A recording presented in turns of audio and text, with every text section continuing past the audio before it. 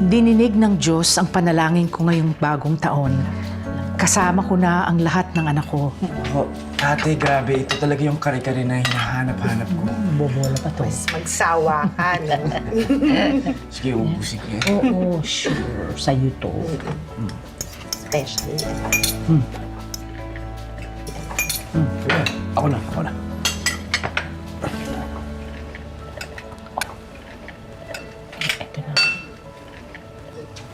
Anak, gusto mo bang kausapin ko uli yung St. John? Baka meron silang bakante. Oo nga. Sayang naman yung degree mo kung hindi mo gamitin para makaturo. Sige, ako na lang na. Si Sir Pascual pa rin po ba yung principal? Siguro naman, naalala niya pa rin ako, no? Di ba nila ko questionin? Nagaling kang rehab.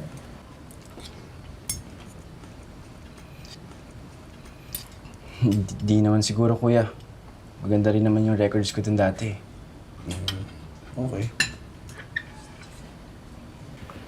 O bakit? Tinatanong ko lang baka kasi inisip ng mga tao dun yung safety ng estudyante nila. Safe naman ako, kuya.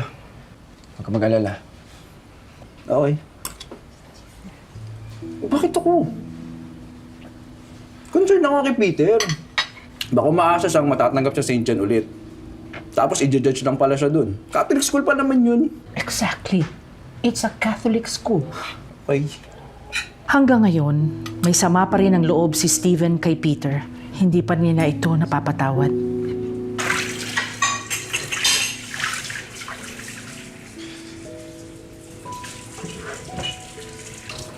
Kumusta na ate ko?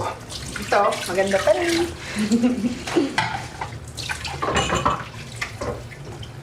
Ate, ano na nangyari kay Kuya Alvin? Kumusta na si Vince? Hindi kasi kami talaga magkasundo eh. Pero okay naman kami ni Vince. Kami dalawa magkasama sa condo. Si Vincent, ang bait-bait na bata. Pero alam mo, nakuha niya yung pagiging malambing mo. Ate, may balita ka po ba kay Ara? Peter, Please, ate. 3 buwan na wala na siya dito. Ang balita, nakapangasawa raw ng taga-Pangasinan. Alam mo, dapat kasi dati mo pa tinanggap yun eh. Alam mo, minsan kasi pag kumakapit tayo sa mga bagay na hindi talaga para sa atin, yan ang sisira sa'yo. Ayok, tuloy pag-usapan yung taong sumira sa punsong kapatid ko. Huwag na natin balikan yun. Alam mo, namiss kita. Namiss kita talaga. Alam mo, wala kami ibang gusto ni nanay nun. Na bumalik ka sa dati mo. Yung lagi kang masaya, yung mataas ang pangarap mo sa buhay. Balik mo yun, ha, Bunso? Kamusta ka na ba? 1 year na akong malinis, ate. Wala na akong balak balikan yung buhay niya. Tagal ko na siyang pinagsisihan. Tsaka kaya ako kinamusta si Ara kasi nag-aalala lang ako sa kanya. Naging magkaibigan na rin naman kami. Don't worry, ate. I learned my mistakes. Peter, lagi mo tatandaan na nandito lang ako. Hindi ka namin papabayaan. Hindi na mauulit yung dati, ha? Salamat, ate.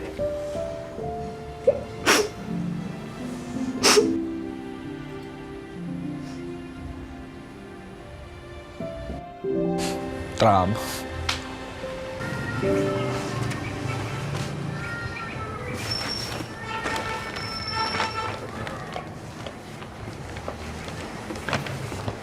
Oh, asa yung isa?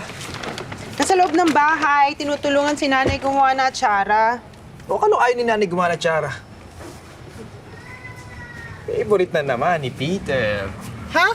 Alin ba yun? Sabi ko, Favorite na naman ni Peter kaya gumagawa si Nani ng atsara kahit matrabaho. Ano ba problema mo? Uminom ka ba? 3:00 pa lang. Di ba mataas ang blood sugar mo? Nag-check ka ba ng BP mo? Inutangan ka niya, no? Pinutangan. At kung umutang siya, pahihiramin ko siya ng pera dahil alam naman nating walang-walang pera ngayon si Peter. Umayos ka nga, Diyos ko. Bakit pa ayaw mong tulungan ng kapatid natin, ha? Na ayusin yung buhay niya, na maging mabuti ang buhay niya. Alam mo, ikaw, 3 na nga lang tayo magkakapatid, ganyan ka pa. Alam mo, ikaw napaka-selfish mo. Ako na naman!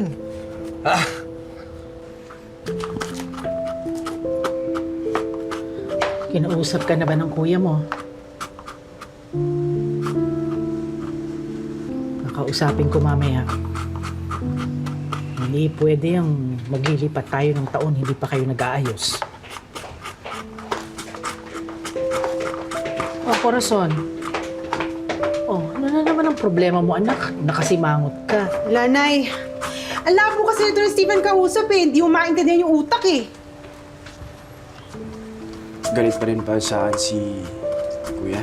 Lagi naman ganun yun eh. Feeling niya lagi siyang agrabyado. Feeling niya lagi siyang nilalamangan. Corazon, pwede ba tigilan mo na yan? Bisperas na bisperas ng bagong taon, nagkakaganyan pa kayo. Gusto nyo ba magulo tayong lahat sa bagong taong ito? Eh siya nga yung tumigil eh. Parang bata mag-isip eh. Di mo maintindihan, nakakarindi na, Nay. Corazon! Ako na naman, ang kontrabida. Ano? Pa-victim effect ka na naman, ha? Di ba gusto mo naman lagi ko bida? Sa lahat ng bida, para ako'y pinakawawa dito ah. Ha? Kawawa? Bakit? Ha? Sino ba kumuha ng pensyonidad? Ha? Para sa mga business mo, wala namang nangyari? Ang tigas kasi ng ulo eh! Naiinom ng inom! Ang taas na nga ng sugar, pati BP niyan mataas na! Corazon, tama na! Kaya lang. Sigawan mo yan, kala mo kasi palagi siyang tama eh. Sino bang sumira sa pangalan ng pamilyang to? Ako ba? Steven, tumigil ka na. Kanina ka pa. Basta ako, malinis ang konsensya ko. Hindi ako yun. Kuya, kung ayaw mo na nandito ako, sige, sabihin mo lang, aalis ako. Ikaw! Choice mo yan. Nagawa mo ngang gawin lahat ng gusto mo, di ba? Nagawa mo nga lumayo na parang wala kaming pakialam sa'yo dito. Steven! Tumigil ka na! Kanina ka pa! Ako na naman! Ano? Okay sa inyo lahat yun? Nabura na yung ginawa nito ngayon? Nagparehab lang, okay na? Sando na ulit? Hindi nyo naalala? Kung bakit namatay si Daddy? Bakit tinatake si Daddy? Dahil sa'yo! Turog ka! Dahil sa'yo! Dahil sa'yo! Steven, huwag na muna ngayon! Kailan pa, ate? Kailan pa? Kapag okay na ulit to. Tapos ano, gagawin mo na naman ang sarili mo. Tapos ano, sino na naman mawawala? Dahil sa sama na loob. Ha? Si nanay? Kuya, sorry. Alam mo ba? Kung gaano kasakit yung ginawa mo sa pamilya to. Sinira mo buhay mo. Dahil sa babae. Tapos idadami mong pamilyang to. Tapos ikaw, Nay! Ano? Ha? Parang okay lang sa'yo eh. Binili mo pa ng ice cream. Minsan, Nay, hindi ko naramdaman naging special ako sa'yo. Steven, hindi. Hindi ako nagreklamo, Nay. Lahat ng girlfriend ko pinakilala ko sa'yo. Pinagkukumpara mo kay ate, pinagkukumpara mo sa'yo. Lahat ayaw mo! Pero hindi ako nagreklamo. Hindi ako nagreklamo, Nay. Nandito lang ako. Hindi ako umalis. Pero ano ako ngayon? Tagatagap ng tira ni Bunso? Tira ni ate? Steven.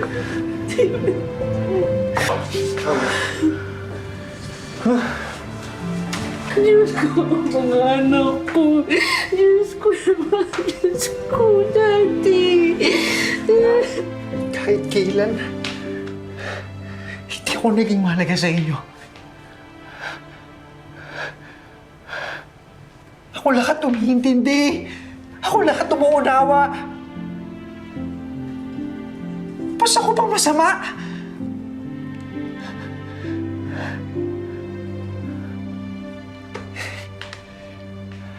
Napaka-unfair nyo. Napaka-unfair nyo!